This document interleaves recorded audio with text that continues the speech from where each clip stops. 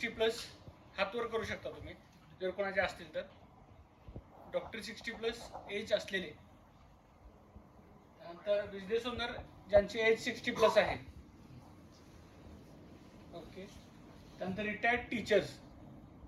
Okay, thank you.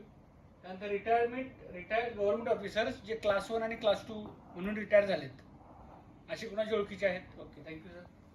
तर आता त्यांना आपण ही सर्व्हिस कशा प्रकारे देऊ शकतो, त्यांना डोळ्यासमोर ठेवून तुम्ही ह्याचा अंडरस्टँड करून घेऊ शकता. तर तुम्ही ऑलरेडी तुम्हाला आता आयडेंटिफाय झालेले आहेत की 60+ कशा प्रकारे आयडेंटिफाय करायचे. तर त्यांच्या सेव्हिंगचा रेग्युलर इन्कमसाठी कसा उपयोग करता येईल ह्याच्याबद्दल आपण इन्फॉर्मेशन घेऊ. त्याच्यासाठी एक्झाम्पल म्हणून मी मिस्टर अँड मिसेस पाटील यांचे घेतो. की mister and Mrs Patil 60-65+ retire आहेत.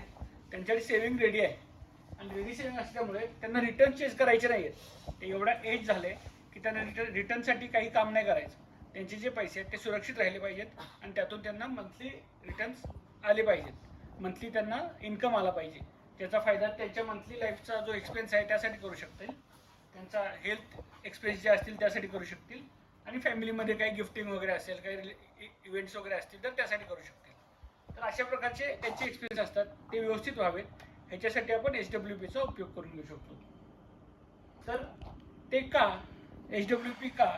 तर ज्यावेळेस ती लोक इन्व्हेस्टमेंटच्या पर्स्पेक्टिव्हनं मार्केटमध्ये जातात त्यावेळेस त्यांच्यासमोर 2-3 ऑप्शन समोर येतात. पहिला ऑप्शन येतो इक्विटीचा.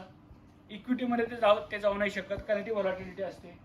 ती एवढी रिस्क त्यांच्यासाठी कम्फर्टेबल नाही आहे. त्यांना कमी रिस्क दिली पाहिजे.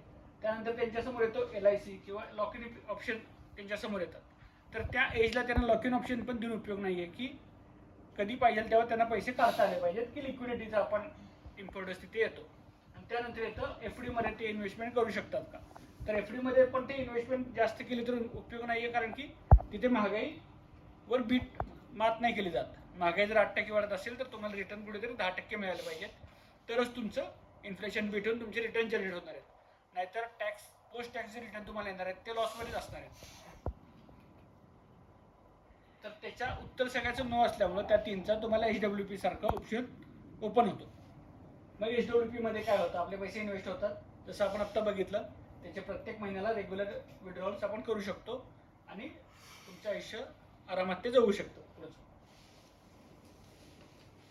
त्यामध्ये क्लायंटला काय फील येतं, क्लायंट काय फील करणार आहे? तर क्लायंटला रेग्युलर कॅश फ्लो येतो असतो. क्लायंटची फ्लेक्झिबिलिटी असते, पाहिजे तेव्हा पैसे काढू शकतो, पाहिजे तेवढे काढू शकतो, पाहिजे तारखेला काढू शकतो. क्वार्टरली असेल, मंथली असेल किंवा इयरली असेल, जशी त्याला रिक्वायरमेंट असेल तशी तो पैसे काढून घेऊ शकतो. त्यानंतर त्याचा ग्रोथ वाढत राहतात पैसे. त्याचे पैसे जर FD मध्ये ठेवले तर सेम राहणार आहेत, इथे राहिले तर मंथली विड्रॉवल सुद्धा मिळणार आहेत आणि पैसे मॅच्युरिटीला वाढून पण मिळणार. त्यानंतर त्यांचं सगळ्यात महत्त्वाचं आहे पीस ऑफ माइंड. त्या एजला आपल्याला ते गरजेचं आहे, शांत झोप लागली पाहिजे. तर ती शांत झोप लागते कारण की त्यांचं पैशाचा पर्पज हा इन्व्हेस्टमेंट नाही आहे तर कॅश फ्लो प्लॅन करणं हा आहे. तर पैशाचा पर्पज शोधून मग इन्व्हेस्टमेंट करणं हा आपला पहिला आपण काम करतो. तर त्यात अजून एक प्रॉब्लेम येतो, जर त्यांनी HWP बँक थ्रू केली तर त्यांच्या 2-3 वर्षांनी चेंज होत राहतात बँक एम्प्लॉईज. पण त्यांचं गोल 2-3 वर्षात संपत नाहीये. त्यावेळेस आन्सर द्यायला एम्प्लॉई नसणार आहेत तिथं.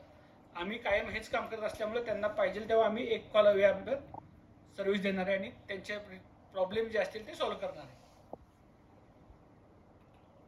त्यानंतर तुम्हाला काय सांगायचं आहे आमच्याबद्दल, तर माझे एक मित्र आहेत, ते just common mutual fund distributor नाही आहेत, तर ते सर्टिफाईड फायनान्शियल प्लॅनर आहेत, जे ग्लोबली रिकॉग्नाइज सर्टिफिकेशन आपल्याकडे आहे. त्यामुळे आपण मार्केटपासून डिफरन्शिएट होतोय, ही स्पेशालिटी आहे आपली. त्यानंतर आपण काय करतो तर त्यांच्या नीड्स अंडरस्टँड करतो, त्यांना सोप्या भाषेत एकदम समजावून सांगतो की त्यांची इन्व्हेस्टमेंट कशी प्लॅन करणार आहे. आणि आपण त्यांच्या पैशाची काळजी घेत असल्यामुळं त्यांनी कधीही कॉल केला आपण त्यांना तशा प्रकारे सर्व्हिस देऊन त्यांच्या शंका निरसन करणार आहे. तर सगळ्यात महत्त्वाचं काय, HWP हा प्रॉडक्ट नाहीये, ही फॅसिलिटी आहे. तुमच्या इन्व्हेस्टमेंटसाठी फॅसिलिटी आहे.